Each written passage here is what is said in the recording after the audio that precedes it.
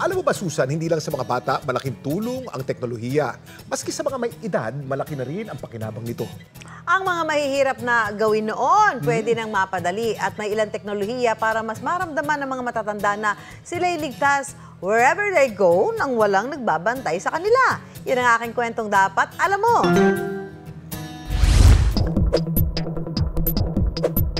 Sa oras ng peligro, posible na raw matulungan ang mga matatandang nag-iisa at tila nakakalimot na. Ako'y na-hospital yung bang vertigo. Nag-iinikot ang paningin mo, talagang nagsusuka. Ay, bagtok talaga ako. Ako pala ay mild stroke. Madalas po ako nag-iisa.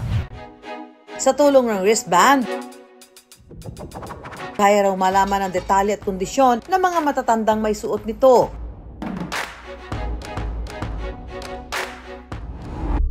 Ang grupo ni Dennis gumagawa ng microchip para sa mga hayop. Nung ginawa ko kasi ang pet identity, that microchipping for the pet to give permanent identification ng mga aso at pusa, na-realize namin na mas mahalaga din naman ang mga tao na bigyan din ng proteksyon. 2018 ang simulan nila ang manu-manong pagbuo at pagpaparehistro sa kanilang Bring Me Home wristband. Kaya umano nitong mabasa sa pamamagitan ng telepono ang personal na detalye na may suot nito. Pwede sila makalabas ng bahay and hindi na mabibigyan ng protection yung sarili nila. Hindi nila alam kung saan sila uuwi. Sa tala ng National Commissions for Senior Citizens, 14% ng 9.24 million senior citizens sa Pilipinas ang namumuhay ng mag-isa. 16 sa 1,000 matatanda naman ang may demensya at kalahati nito ay may Alzheimer's disease. Isa rito ang 86 anyos na si Jesus. Ako'y na-hospital yung bang vertigo. Nag-iinikot ang paningin mo, talagang nagsusuka. Ay, bagtok talaga ako. Umabot ang aking high blood ng 200. Kung siya'y atakihin, babagsak na lang siya. Dahil sa kanyang karanasan, pati mga kapitbahay nakabantay kay Jesus. Lalo na't ang tanging kasama niya sa buhay, ang anak na may autism. Si Jesus at iba pang matatanda sa Santa Maria, Laguna, ilan lang sa mga nabigyan ng libreng Bring Me Home wristband. Ako pala ay mild stroke. Madalas po ako nag-iisa. Kasi nakakalimot din. Ang feeling ko ay mas manigkas dahil po doon sa bracelet na binigay sa amin. Sa tulong ng microchip na nakalagay sa wristband, mababasa ng mga teleponong may NFC o Near Field Communication ang detalye ng may suot nito.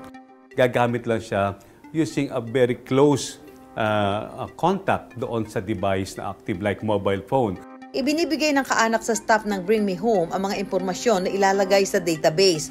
Diyan ho ang kanyang litrato, ang pangalan ho ni tatay, ang kanyang gender, birthday, emergency contact number ni tatay, body mark, medical history. Pag ID ang ginamit mo at nagkaroon ng tantrum po, pwede nilang tanggalin to. Naka-semi-permanent ito. Hindi siya basta pwedeng tanggalin, kailangan mong gupitin. Waterproof at hindi rin daw nito kailangan ng baterya. This is the passive type technology. Pag sinabing passive type technology, you don't need power supply. Bibigay ng power is coming from the external device like phone or the RFID scanner.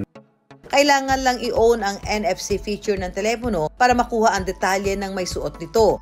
Kung nakakita tayo ng ganitong may suot, itatap lang ho natin, didikit natin yung ating phone. Ayan po, uti-uti ho maglalabas ng information ni tatayan. Mahalaga raw na sa proyekto ni Dennis, katuwang nila ang lokal na pamahalaan. Lalo na't sila umano ang unang rumiresponde sa mga matatandang nalalagay sa alanganing sitwasyon. Nag-start po kami sa Calamba, and then Alaminos. Meron na rin po tayo sa Siniloan, and then FAMI. Almost naka 2,000 wristband na po tayo.